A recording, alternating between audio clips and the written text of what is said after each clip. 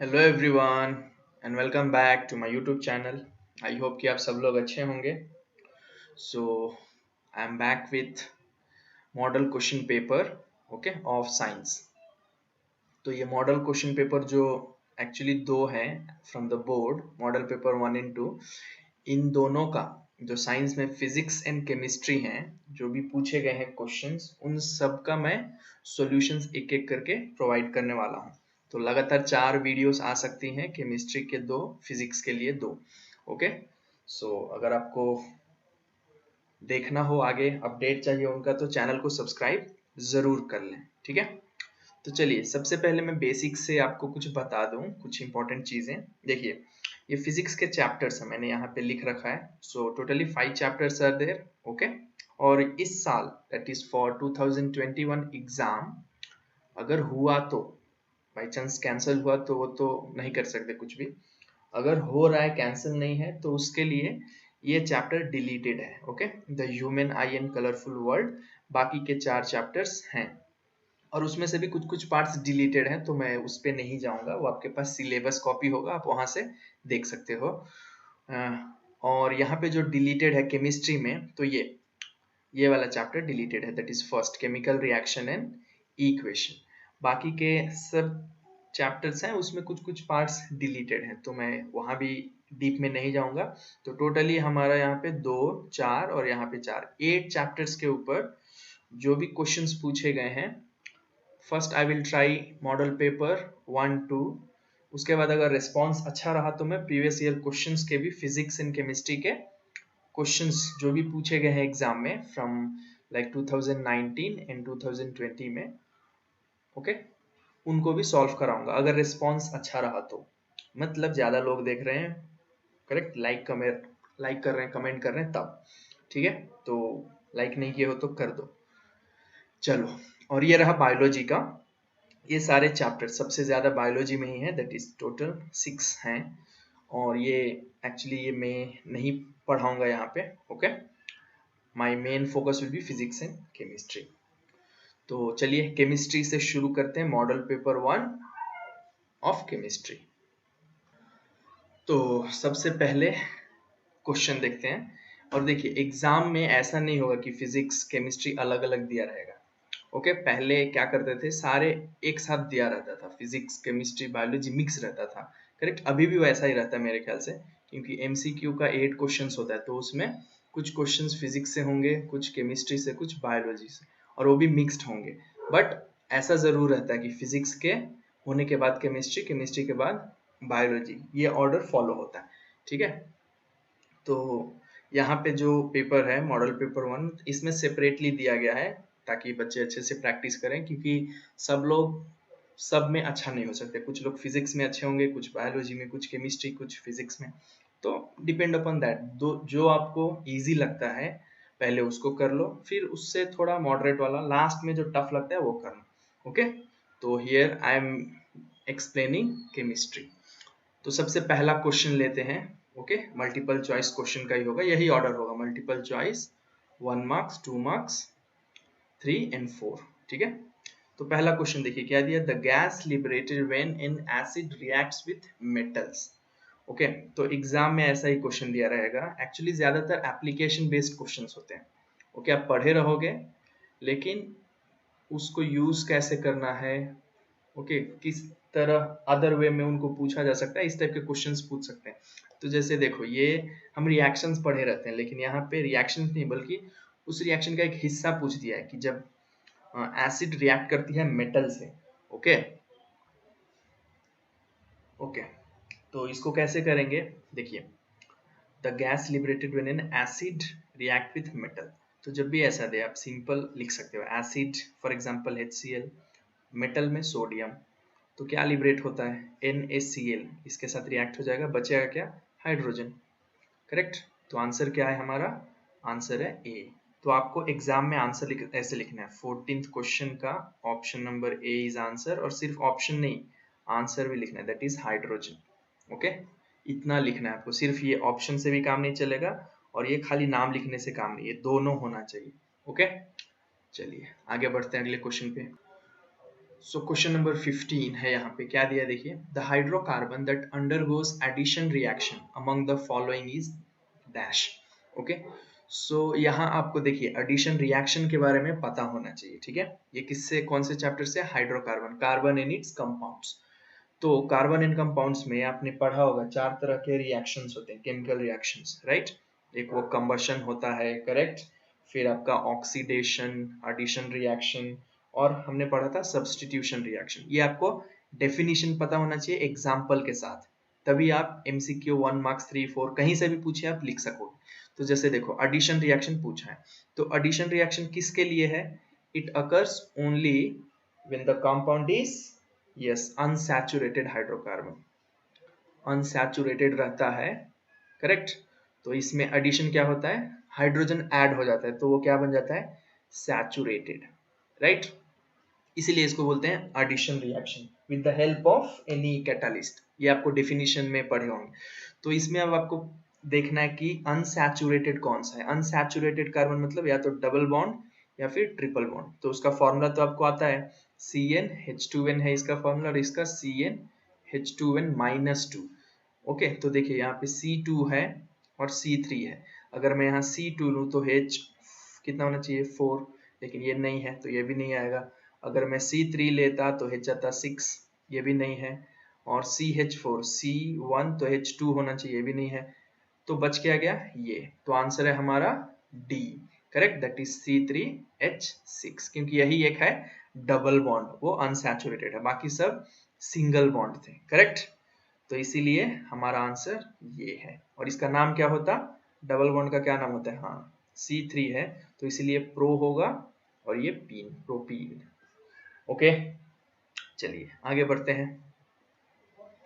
Okay, देखिए अगला question क्या दिया, in modern periodic table as we move from left to right along the period, okay, the atomic size of elements dash। तो देखिए ये मैंने जो मेरे क्लासेस अटेंड किए होंगे उनको पता होगा, मैंने बताया था कि जब हम पीरियोडिक टेबल में अगर लेफ्ट से राइट जाते हैं, ठीक है, तो क्या सेम रहता है, हाँ, शेल अगर 2 है तो चार लास्ट तक 2 ही शेल होगा। लेकिन यहाँ जाते हैं डाउनवर्ड्स तो क्या होता है, शेल बढ़ते जाते हैं, यहाँ 2 होगा, अगले में 3, अगले में 4, करेक्ट, ये शेल बढ़ते जाते हैं। तो यहाँ देखो जब शेल बढ़ रहा है मतलब क्या, यहाँ इलेक्ट्रॉन्स बढ़ते जाएंगे, करेक्ट। अब जब इलेक्ट्रॉन्स बढ़ता है तो क्या होता है, सेंटर और इलेक्ट्रॉन के बीच का जो डिस्टेंस होता है वो कम हो जाता है। क्यों, क्योंकि वो न्यूक्लियर चार्ज क्या करता है, इलेक्ट्रॉन्स को अपनी तरफ खींचता है, nucleus, correct, due to that attraction. और ये तो पता ही आपको, ये सेंट्रल पार्ट और जो एक्सटर्नल इलेक्ट्रॉन होता है इसको ही हम बोलते हैं क्या, atomic radius. The distance between centre of the nucleus and outer most electron is known as atomic radius, चाहे एटॉमिक साइज, दोनों एक ही है। और ये क्या होगा, it will decrease when we move from left to right, correct. क्योंकि ये देखो ये ऐसा होगा, अब ये इलेक्ट्रॉन ज्यादा हो गए तो इनके बीच अट्रैक्शन ज्यादा होगा और ये नजदीक की तरफ आएंगे, इधर और कम होगा, तो देयरफॉर ये क्या घटते जा रहा है, राइट। तो इसलिए आंसर होगा हमारा C. Okay, any doubt, no. चलिए बढ़ते हैं। तो ये 3 ही क्वेश्चंस हैं एमसीक्यू के। अब 1 मार्क के भी 3 क्वेश्चंस हैं, वो देख लेते हैं। तो अगला क्वेश्चन क्या है, देखिए यहाँ पे दिया है क्वेश्चन नंबर 17 कि is it possible to test the hardness of water using detergents, give reason for your answer. तो डिटर्जेंट से हमें पता लग सकता है क्या कि जो वाटर है हार्ड वाटर है या सॉफ्ट वाटर है, तो आंसर होगा नो।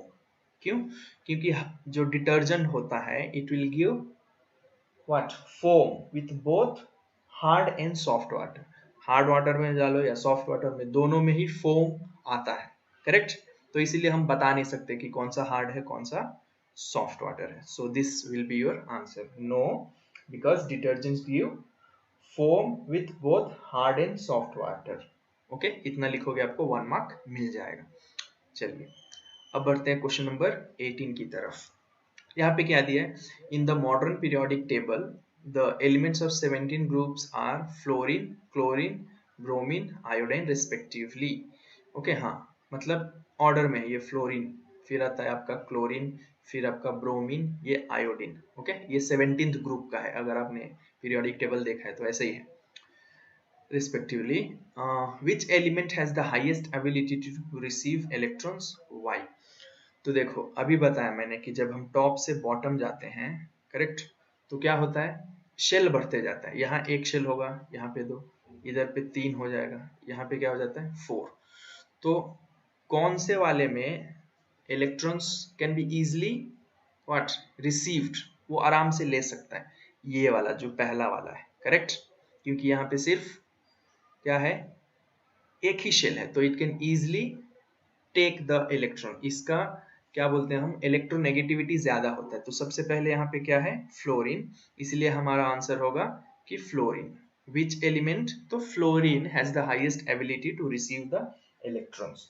ओके, अब पूछेगा, यहाँ पे पूछा है वाई, तो इसका आंसर क्या लिखोगे, y का आंसर क्या होगा, तो देखो y का आंसर क्या होगा कि the ability to receive electrons decreases down the group. मतलब जब हम ग्रुप में ऐसे नीचे जाते हैं ना, तो एबिलिटी घटते जाता है इलेक्ट्रॉन रिसीव करने का।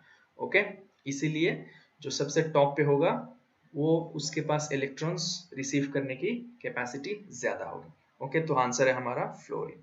ओके, चलिए अब अगला क्वेश्चन क्या है, क्वेश्चन नंबर 19। ये सारे 1 मार्क्स के हैं, तो ज्यादा लंबा लिखने की जरूरत नहीं, एक दो तीन लाइन के अंदर आप लिख सकते हो। यहाँ पे क्या दिया, ionic compounds have high melting points why. तो देखो ये आयोनिक कंपाउंड के प्रॉपर्टी में आता है, आपने पढ़ा होगा प्रॉपर्टी में कि they have high melting points, लेकिन यहाँ पूछ दिया वाई। तो इसका आंसर क्या लिखोगे कि बिकॉज, डायरेक्ट आप लिख सकते हो, क्या है, बिकॉज मेल्टिंग पॉइंट मतलब क्या, कितने एनर्जी पे कोई भी चीज पिघल जा रहा है, तो इनका हाई है मतलब उनको ज्यादा एनर्जी चाहिए पिघलाने के लिए, राइट। तो यही लिख सकते हैं, बिकॉज आयोनिक कंपाउंड्स, ओके, अगर आप लिख रहे हो तो लिख सकते हो, ionic compounds need a considerable amount of energy to break the strong inter ionic attraction.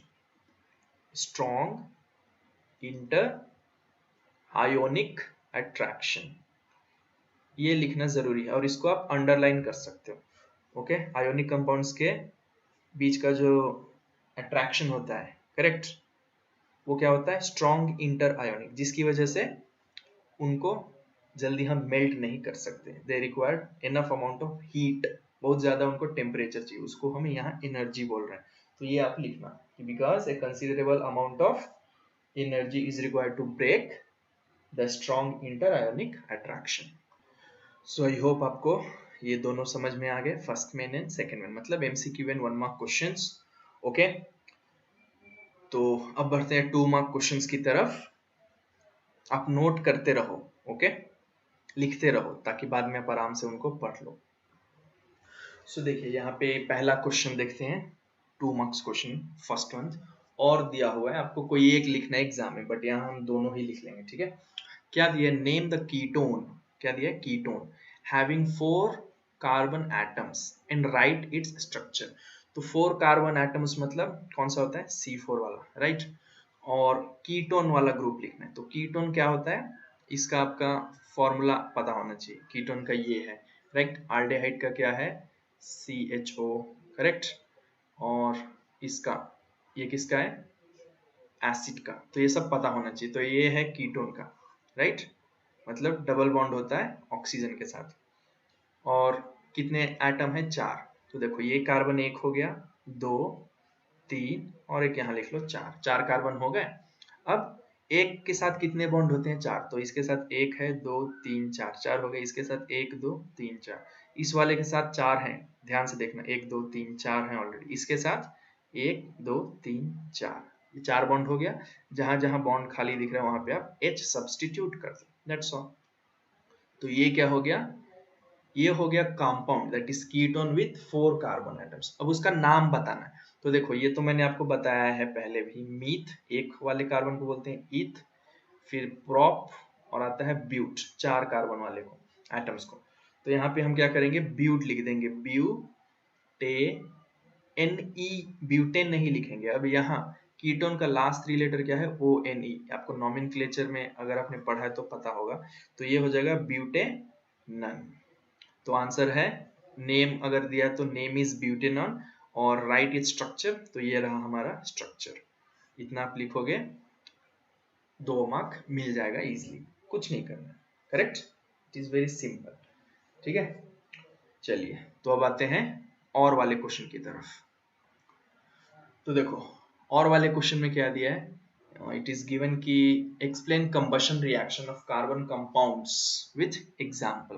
Combustion क्या होता है, कंबशन रिएक्शन में हम किसी भी कार्बन कंपाउंड को if we burn them in the presence of air, ठीक है, तो क्या होता है, कार्बन डाइऑक्साइड और वाटर फॉर्म होता है। वही आपको एक्सप्लेन करना, लिख देना है सेंटेंस में और उसको एग्जाम्पल के साथ। तो एग्जाम्पल ये आप दे सकते हो कि CH4 ये मीथेन है, okay, when it is burned in the presence of air it will give what, carbon dioxide, water and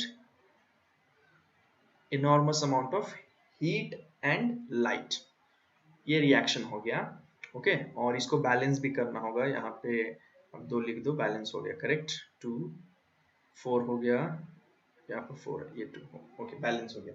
इसको आप कैसे लिखोगे, सेंटेंस में लिखना है तो एक्सप्लेन बोल रहा है, तो आप लिख सकते हो कि when carbon compounds are burned in presence of air it gives carbon dioxide and water with enormous amount of heat and light, correct.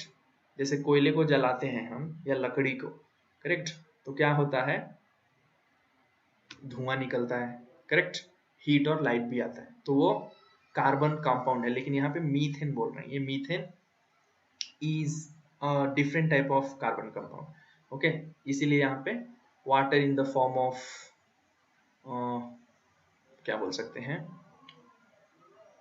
Steam, yes, उस फॉर्म में भी आ सकता है, ओके। तो I hope you have understood this question. Now देखते हैं question number 21 क्या दिया है यहाँ पे, draw a diagram of the apparatus used to show that acid solution in water conducts electricity and label dilute hydrochloric acid। तो ये diagram बनाना है आपको और लेबल करना है डाइल्यूट हाइड्रोक्लोरिक एसिड। तो देखो साइंस में डायग्राम से आप इजिली 13 to 18 मार्क्स ला सकते हो। तो मैं यहाँ पे क्या करूंगा, अभी डायग्राम्स ये वाला दिखाऊंगा ही, और कौन कौन से डायग्राम्स इंपॉर्टेंट है आपके एग्जाम के लिए वो भी दिखाऊंगा। आप उसको पॉज करके स्क्रीनशॉट ले लेना, ठीक है, टेक्स्ट बुक में सर्च करके आप प्रैक्टिस कर सकते हो। तो इस वाले का आंसर ये है, सो ये रहा उसका आंसर, देखो, ठीक है।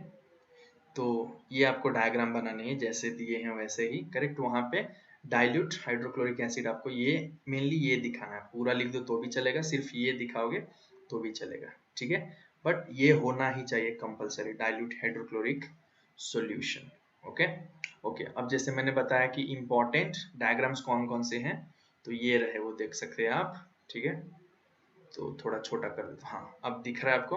तो इधर देखो ये चैप्टर नंबर भी दिया है आपके टेक्स्ट बुक में जो है, ये ये चैप्टर का नाम भी इधर लिखा हुआ है और फिगर नंबर क्या है और उस फिगर का नाम क्या है, ये सब दिया हुआ है, okay.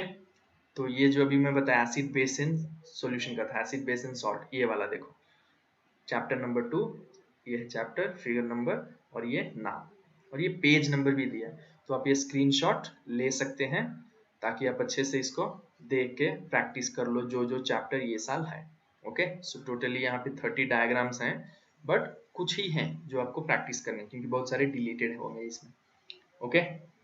So I hope this is clear. बढ़ते हैं अगले क्वेश्चन की तरफ, okay.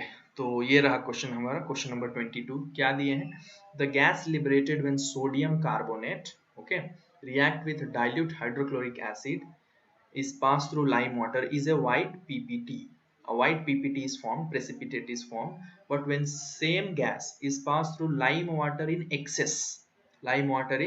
excess, precipitate is not visible. Why? Okay, तो ऐसा क्वेश्चन दिया है। तो देखो सोडियम कार्बोनेट आप लिख सकते हो कि when sodium carbonate react with dilute hydrochloric acid and when it is passed through lime water a white PPT is formed because that PPT is what, देखो ये आप समझो, कैल्शियम सोडियम कार्बोनेट दिया है तो Na2CO3 ऐसा होता है। इसको जब हम HCl से रिएक्ट करते हैं तो यहाँ पे क्या फॉर्म होता है, यहाँ पे फॉर्म होता है ये वाला, देखो कौन सा, NaCl, correct, plus H2O plus CO2, right, है ना। अब यहाँ पे बोल रहे हैं कि द गैस लिबरेटेड, तो कौन सा गैस है यहाँ पे, कार्बन डाइऑक्साइड है, ये वाला लिबरेट होता है।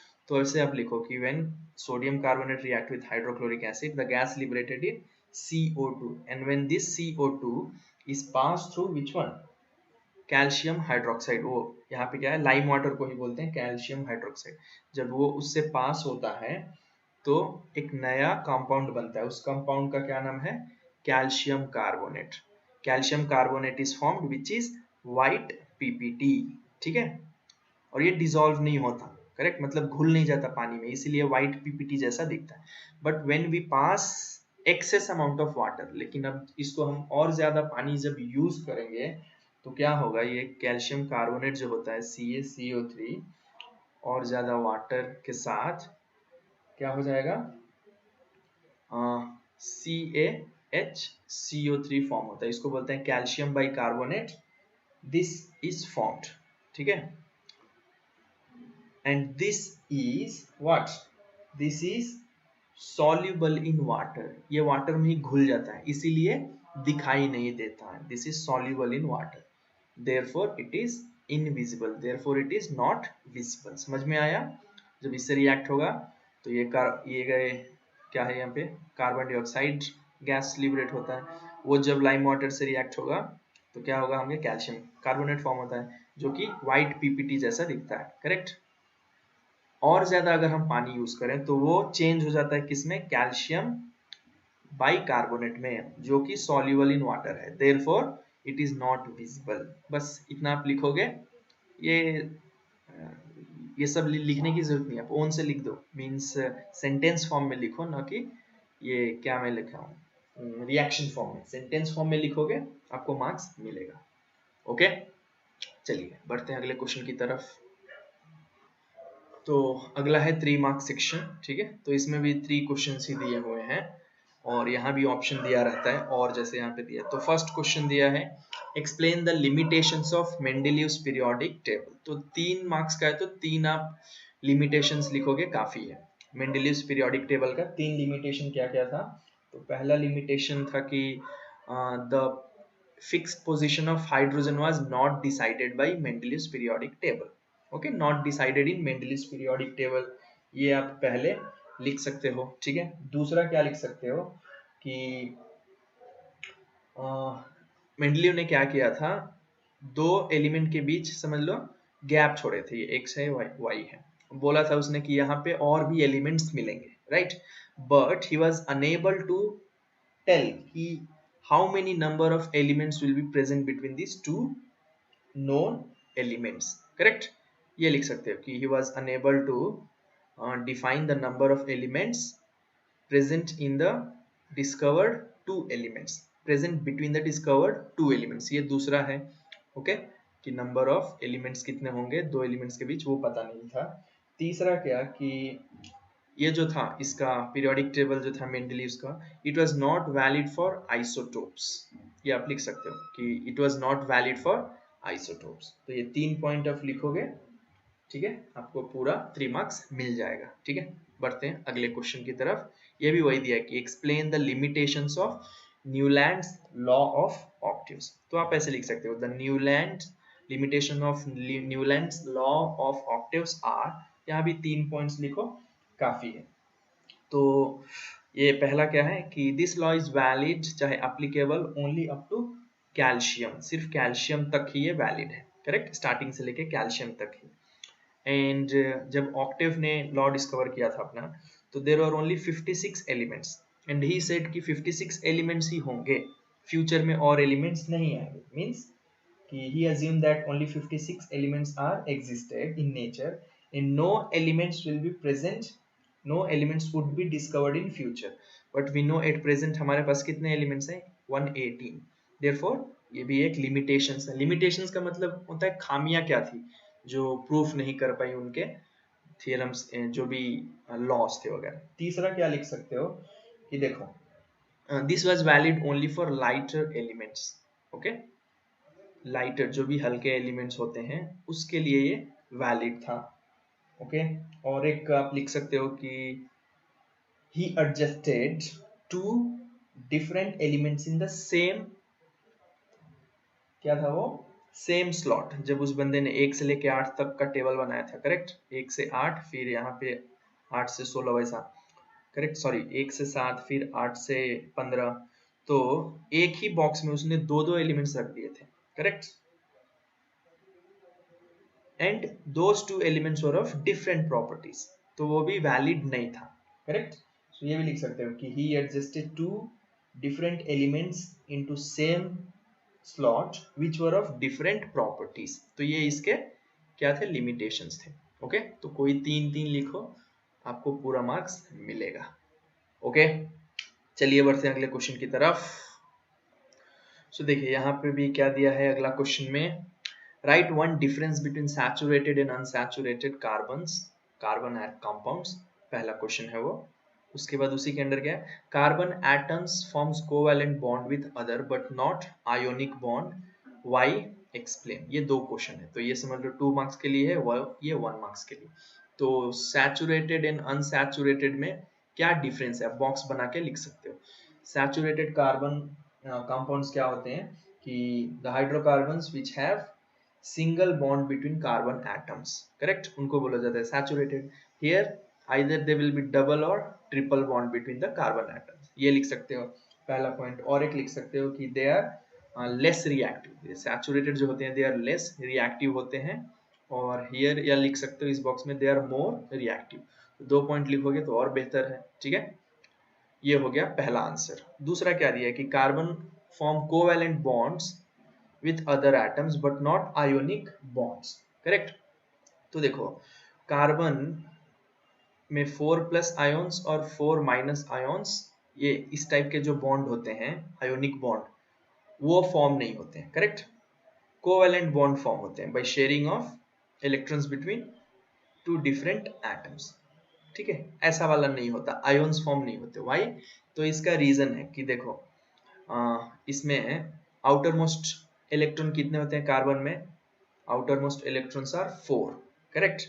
सो to obtain the octet state, right, मतलब या तो C4 बना सकते हैं या फिर C4 माइनस आयोन बनाना है, तो जब हम C4 बनाते हैं प्लस, मतलब when 4 electrons are removed, इनको जब हम रिमूव कर देते हैं, correct, but to remove this we need a very large amount of energy, therefore it is not possible to remove the 4 electrons, ये पहला रीजन हो गया। दूसरा कि अगर हम 4 इलेक्ट्रॉन लेते हैं तो प्रॉब्लम क्या हो गया, देखो न्यूक्लियस में क्या हो जाएगा, वहां भी 4 प्रोटॉन होता है, करेक्ट, और 4 न्यूट्रॉन, राइट।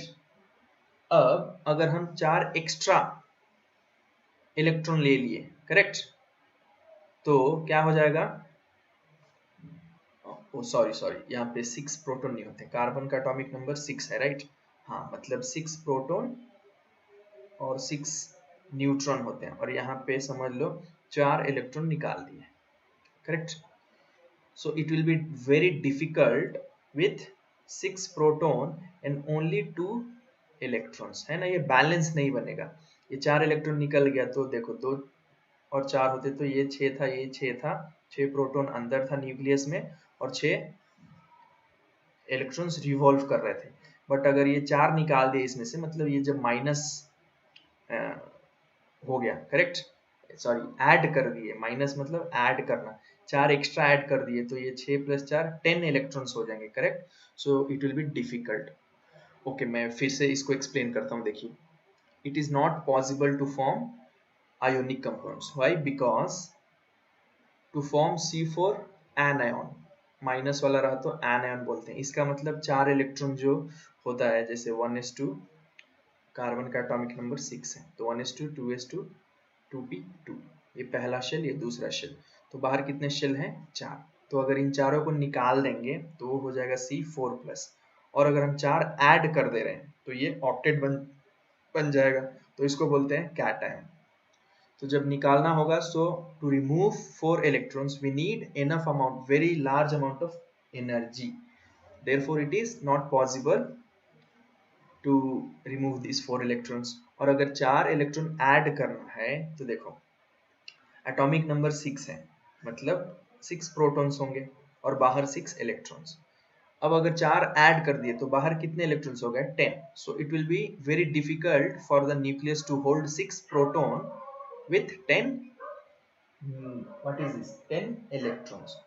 करेक्ट, क्योंकि ये अगर दोनों सेम रहे तभी बैलेंस बना रहता है. There won't be any balance between them, between the nucleus and the outermost electrons. Therefore, it is not possible by the carbon to form what ionic bonds. ऐसे आप लिख सकते हो.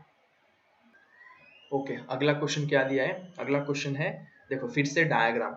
Draw the diagram of the arrangement of apparatus showing the reaction of steam on metal. Okay, and label the following. तो diagram और इस सिर्फ ये 2 लेबल करना है आपको. ठीक है, डायग्राम का 1 मार्क्स, इन दोनों के लिए चाहे डायग्राम का 2 मार्क्स और इन दोनों के लिए हाफ ऑफ मार्क्स मिलेगा आपको. तो वो डायग्राम कहाँ है मैं आपको यहाँ दिखा देता हूँ. Yes, here is this diagram. Okay, ये देख सकते हो, action of steam on metal. तो ये पूरा डायग्राम लिखना है आपको. ओके, और देखो मेटल सैंपल कौन सा ये दिखाना है, उसमें मतलब आपको शो करना है. और दूसरा क्या पूछा है, delivery tube, right. So which one is delivery tube? Yes, this one. तो ये आपको दिखाना था, बाकी कोई नहीं. ये बर्नर है, ये सब लिखना नहीं है. लिखना है सिर्फ ये है, मेटल सैंपल इधर है और डिलीवरी ट्यूब, ये 2 ही आपको प्रेजेंट करना है एग्जाम में. ठीक है, बाकी ये सब ना लिखे तो भी चलेगा. ओके, सो ये हो गया हमारा 3 मार्क क्वेश्चंस. ओके, अब आते हैं सीधा last main. Okay, that is 4 mark questions पे. आई होप आपको समझ में आ गया अब तक जितना भी मैं यहाँ पे एक्सप्लेन किया हूँ. अगर आया तो प्लीज चैनल को सब्सक्राइब कर लो, इस वीडियो को लाइक कर दो. तो देखो 4 मार्क क्वेश्चंस कभी भी एक सिंगल नहीं रहेगा, 2-3 मिक्स होके ही आता है. साइंस ऐसा है, इजी है, छोटे छोटे ही होते हैं, मिक्स करके बड़े क्वेश्चंस बन जाते हैं. जैसे देखो यहाँ पे अगर देखा जाए ए बी मिला के दिया, तो ये देखो वाटर अलॉयज 1 मार्क.